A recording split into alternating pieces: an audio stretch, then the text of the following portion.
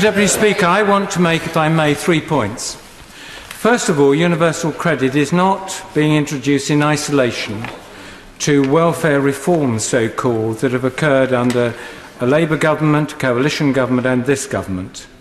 And the cumulative impact of those reforms has resulted for many of my constituents in destitution.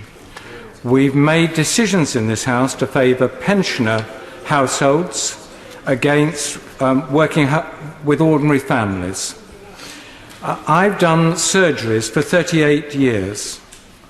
On my last surgery, Friday, for the first time ever, a gentleman rose after we'd spoken. I tried to persuade him not to commit suicide. Such was the desperateness that he saw the future for himself. And I realised the hand that shook my hand was wet. He'd been crying. And the hand that shook my hand was the hand that wiped away those tears. On Friday, Feeding Birkenhead, which is the most brilliant but ought to be unnecessary organisation, reported a family coming in of husband, wife and young child. The child was crying with hunger. The family was fed. The father said it had been a lucky week for him because neighbours had taken pity and invited him to a funeral so that they could finish off the food after the other funeral guests had been fed. When the little boy was shown the shelf where toys were, but also on that shelf were lunch packs, he chose the lunch pack. This is the background of growing destitution that I see in my constituency and against which we have to judge universal credit and the debate that we are having today. Many of the staff don't share the Secretary of State's confident view about this benefit. Feeding Birkenhead is putting a considerable amount of food through schools, which will get that food home. Saturday, we are filling thousands upon thousands of Christmas hampers. Amongst the volunteers filling those hampers are 146 DWP staff. They know where this benefit is going, and they are unhappy.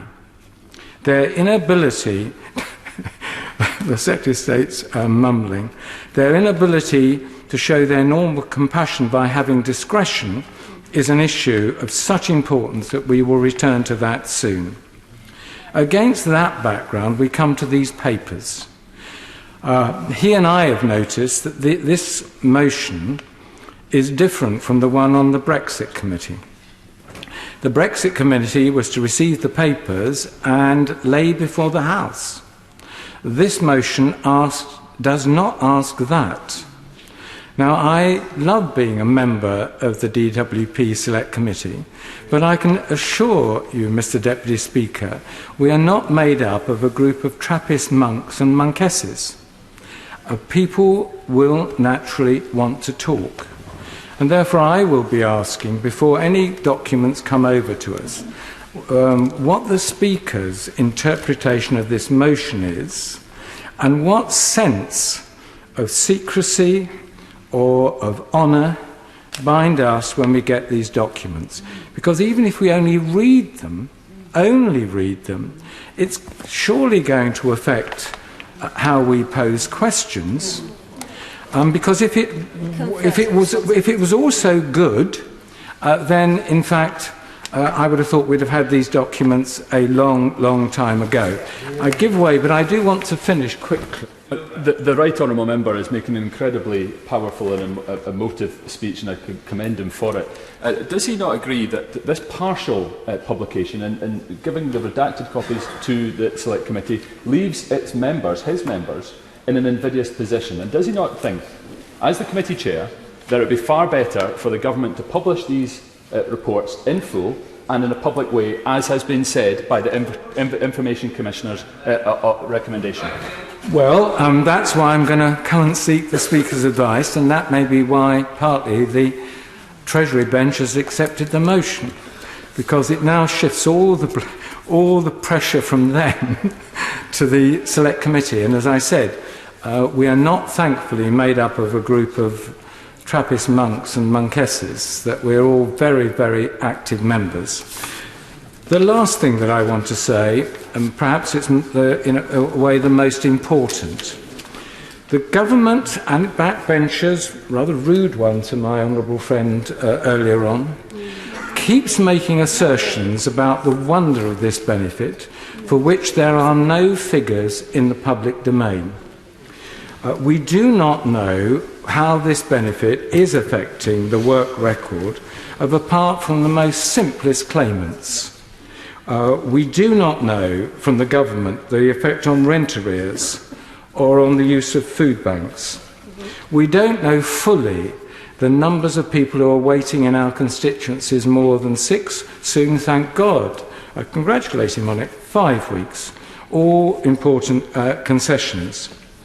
And what the plea I hope our Select Committee will now do is, in this great spirit of openness which the Secretary of State has landed the Select Committee, we will very shortly be putting before you the data which is on the workings of this new benefit, which will tell us in a very real way whether those grand assertions that the Secretary of State makes, his ministers make, continue to make, are true or not. I hope they are true, but none of us have the data to back those up.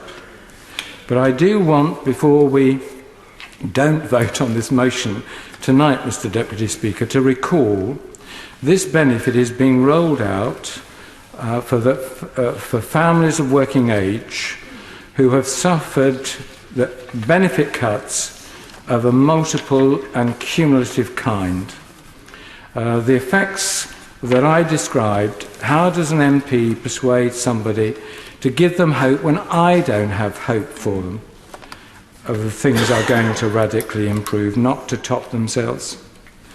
What do we do to a family that last year gave toys to the project for our Christmas hampers, but has so been reduced in circumstances that this year their little boy cries with hunger? That's the message I want to go out from this debate. We will receive these documents.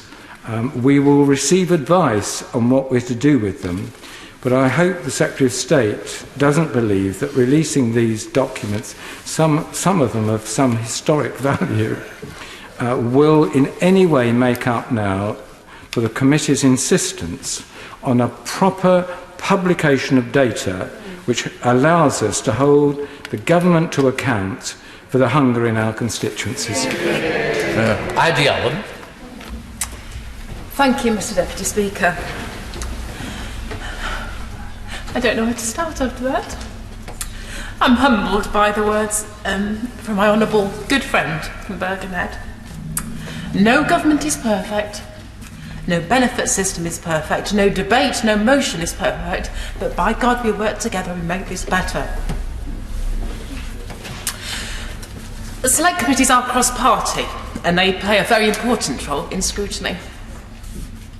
Our work and bench and Select Committee is no different. And I'm sure our focus on universal credit... not very good at this job, am I, Mr. Speaker? I'm just amazed. For the first time, I've been able to report those events publicly without weeping. I am so affected by them. I'm as affected as she is. And that's the debate that we're really having. How do we represent here the desperateness of many of our constituents when many of us feel we can't offer them hope? But I fear that may not have helped my honourable friend, but it was meant to. So, Heidi Allen. We've got a job to do. Thank you. Our evidence gathering in the Select Committee, I am sure, helped the government identify improvements and have made universal credit better, and we will continue that work. No one, however, should underestimate the poverty-fighting potential of universal credit, and I mean that and believe it most sincerely. There is a reason